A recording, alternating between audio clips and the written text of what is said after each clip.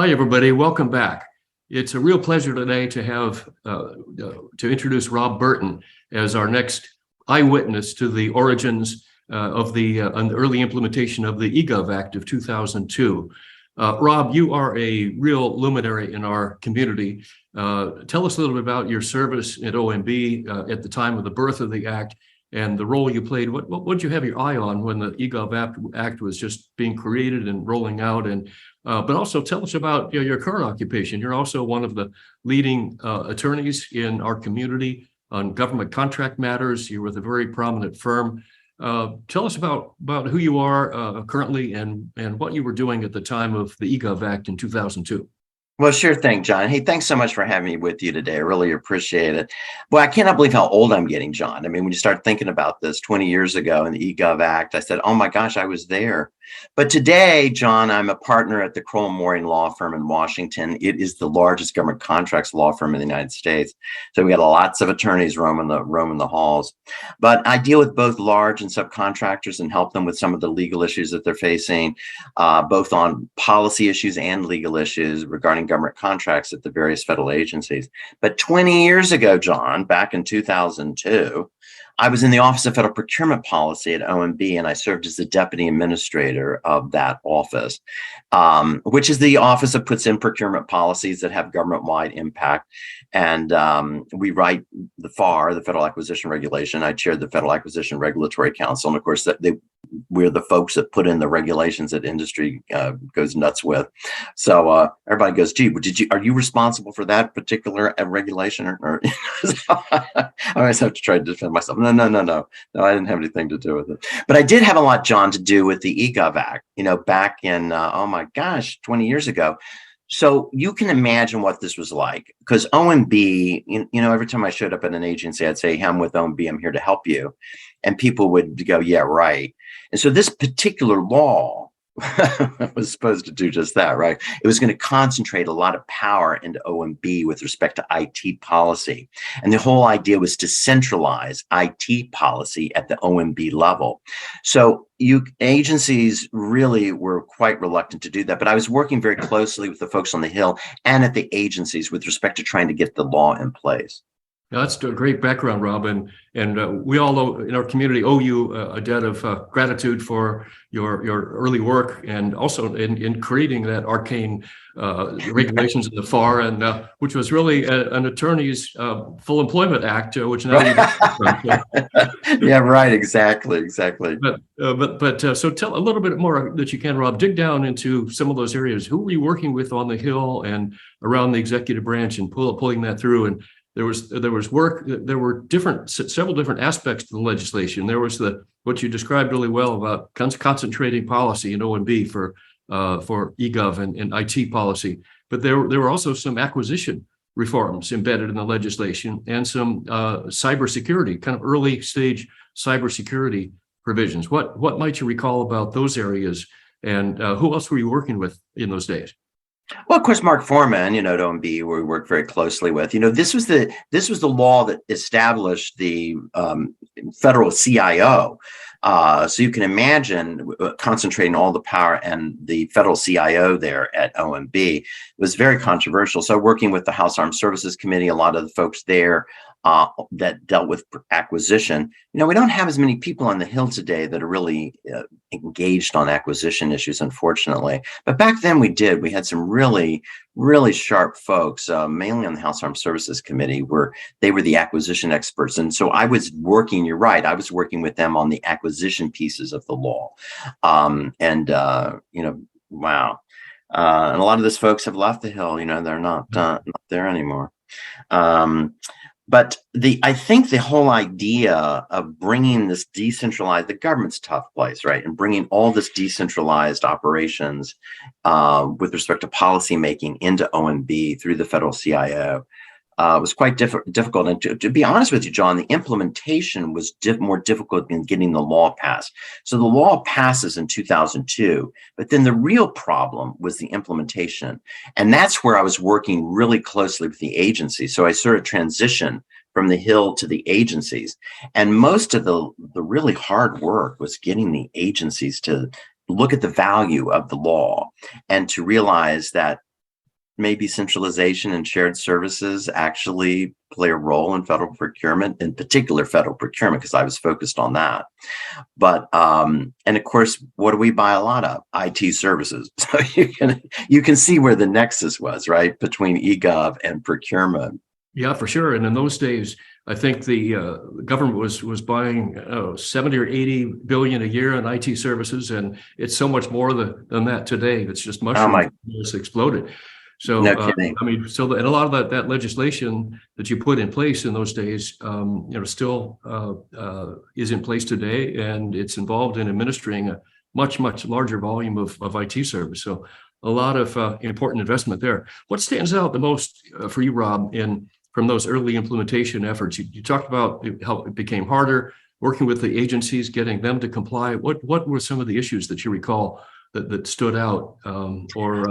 Well, it was quite simply, John, that agencies wanted to do it their way. And that was a negotiation with respect to what would OMB do and what would the agencies do. How much influence would OMB really have? Was it just a cosmetic thing, or was it going to be was the federal CIO really going to be a major player in IT acquisition? And so I think it was really tough. I mean, it was a very ambitious piece of legislation, John. When you think about it, it was telling the agencies, look, you're going to start using internet-based applications where you're going to give more information to the public. The real thrust of the whole law was to enhance citizens' access to government information. I mean, the government's tough to get information, right? It's really tough. And that was really the goal, to try to get more information easily to the citizenry. Yeah. And as you look at the state of play today, Robin, you've been through your law practice. You've been a very close observer of what's been going on in the acquisition community and shared services and whole areas of government reform. So we've moved ahead from the Bush administration into the Obama administration, through the Trump administration, now to the Biden administration. Do you see some elements of some seeds of the eGov Act that are still bearing fruit today? And was that a platform that's been built on? And there've been other pieces of legislation kind of tacked on to that base over time. Sure. Do you observe that some of those origins are still there, bearing fruit through to today? Oh, well, no question about it, John. I mean, and a matter of fact, the Obama and the Trump administrations were very supportive with what we are now calling IT modernization. So the buzzword now is IT modernization. That's the speak. And they specifically also referenced in their president's management agendas shared services. And of course, in IT, in procurement, it's a perfect thing for shared services, right? Procurement, idea of centralizing maybe one component of an agency to take on procurement, especially in an automated fashion. It's a perfect incubator for more effective use of shared services, procurement in particular. And what kind of services are we talking about? We're talking about IT services. I mean, and this whole, the Obama administration and the Trump administration were very, very supportive of IT modernization. And so is the Biden administration, although I would happen to note, that the Biden administration doesn't mention shared services in the president's management agenda, where it was specifically called out for in a supportive way in both the Obama and Trump administrations. Yeah, and going back to the Bush administration, of course. Oh, yeah. You remember when the Bush administration launched the eGov agenda with there was the Quicksilver task force with 26, I think, different initiatives going on, and they kind of evolved into the lines of business. Did you have a hand in some of those activities? What might you recall about those? Not too much, John. Not too much in that regard, except for procurement. In procurement, our office at OFPP was definitely engaged with that particular piece of it. Right. But with respect to some of the Quicksilver activities, we weren't that involved. Okay, great. Rob, as you think ahead to the current day, what do you see as the remaining challenges for acquisition reform and for shared services? What's the unfinished business that needs to be addressed? Well, John, I think that over the last 20 years, we've been quite successful in achieving the fundamental vision of the eGov Act, which was basically to have the public have more access to information. I think we can almost declare victory with respect to that piece of it. So there's tons of information out there. I can click and I go to any website for any wage agency, and I just get a ton of information flowing our way. The problem is with the emphasis now is on IT modernization, I said. And what does that mean? That means these agencies, so many, John, are still using these antiquated IT legacy systems, and they have not moved into the modern world. The private sector is so far ahead, and I deal with a lot of clients where I'm like, why doesn't the federal government have the innovative technology that you use? And they say, well, because they write requirements asking for the same old, and they ask for the legacy, burdensome, slow legacy systems. So I think the biggest challenge here, John, is moving agencies away from, we've done it that way for 20 years, we like doing it that way, to moving it to these innovative solutions that industry provides. And I've been so impressed with some of it. And you look at the e-marketplace, it's a good example, John, where I think we have to move as far as acquisition reform and procurement innovation. E-marketplaces are so simple and a perfect place for shared services, right? So and GSA is now moving forward with e-marketplaces with their CPI, the commercial platform initiative that they're rolled out a couple of years ago. Really going well, by the way. And that's the whole idea is like, let's look, buying paper clips. Let's just push a button and get the stuff purchased in here in 2 days. The idea of a centralized place where they could handle that type of procurement, the idea of using IT in a most innovative way and bringing procurement into it as well. This, I think, is where the government needs to go very quickly, trying to simplify acquisitions for simple things. So then our procurement professionals, they can focus on the mission. They can focus on the hard procurements where you have to negotiate with industry. And John, I think the biggest thing that I've seen in my career, where I think the government needs to improve dramatically, is doing robust market research and actually having dialogue with industry. I hear people in government say, well, we provide a lot of information to the public, which is true. But you don't really communicate. You don't really communicate with industry. And by that, I mean robust dialogue, so you can learn about the innovative technologies that industry has now, and to start developing your requirements so you might be able to acquire some of that technology. That is the biggest challenge. And you think it would be simple, but John, it's not. It is not. And the government tends not to communicate well and doesn't do robust market research and doesn't actually have dialogue with industry. I don't think you can ever get IT modernization without that fundamental communication with industry. So I think that's the biggest challenge, and that's what we've got to fix. You're right, Rob. And many of our members, most of our members, I think, in the technology community and on the industry side would agree with you. But that problem has been there forever. What makes it so hard to resolve? You know what it's simply leadership. And I know my old office, the Office of Federal Procurement Policy at OMB, sent out a whole slew of memos called Mythbusters over the years.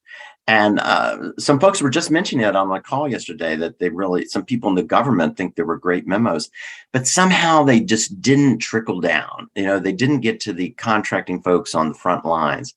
And those folks need to feel like they'll have their management support them if they have this robust communication with industry. I think simply the leaders in every agency have to make this a priority, and they generally don't. They should, first thing when they come into office, should be able to say, look, we're going to emphasize IT modernization. We are going to encourage you to talk to industry and have robust communication with industry to learn about the innovative solutions that they have in the private sector and try to bring that technology to the government. If every secretary at every agency would to say that's one of my biggest priorities and I'm going to judge your performance on that, I think it would make a huge difference. Yeah, yeah. So it seems so simple, but it's not. Yeah, another one of the provisions of the eGov Act. This was pretty farsighted, that we needed to encourage more of an exchange in employment opportunities between government and industry. Bring industry people into the government and move government people to industry on the IT side and on the acquisition side, the purchasing side, so government people could get a better feel for what's really going on in industry and learn best practices. That really hasn't worked though, Rob. What's holding that back? And I'm not optimistic in that regard. There've been some pilots, there've been some people putting the toe in the water in that regard, but there is so much sensitivity on conflicts of interest, and the lawyers, I hate to say it, but the lawyers are one part of the problem here. They're very risk averse. They do not like this idea of exchange between industry and government. And I'm not optimistic on that one. I think that there's so many legal hurdles and concerns with conflicts of interest and the information that you might gain while you're in government and then take that to industry. I'm not optimistic about that one. Yeah. Another reform that a lot of industry people would like to see is more opportunity to invest their own money on new solutions, bring innovation to the marketplace, and have an opportunity, to recoup their investment, and not just have to invest in, and maybe there's business or maybe there's not business. And one mechanism the eGov Act provided was share in savings, another way to get industry into the game and allow them to recoup some savings or some revenue from the savings that a modernized investment realized, and that never got off the ground either. What do you think about these ideas, Rob? Do they have merit? They all have merit. I think one thing I've learned over my career, John, you got to be realistic in what you can achieve. And we experimented over 20 years ago with shared savings, and it just didn't work well. And Congress wasn't wild about it. And the government is a tough place in which to work, right? When I talk about, companies working with the government, it is very, very challenging. And some things are just not going to happen. And I think shared in savings is, they could probably try it again and play with it and have some pilots, but I don't see it ever aggressively being embraced by the government. Yeah. So what my recommendation is to think in a simple way. And I think what I'm recommending with respect to increased communications is doable. And I think that is achievable. And yet the government's had trouble doing that. And so I think my recommendation for the next several years would be for government to focus on, you did the getting the information and sharing information well. Now let's try to get the communication piece done well. And I think that, John, is actually doable, especially if we have good leaders in place that make that a priority, which quite frankly, they just haven't up to now. Yeah. And that I think will go a long way as far as achieving IT modernization and bringing best practices to the U.S. government.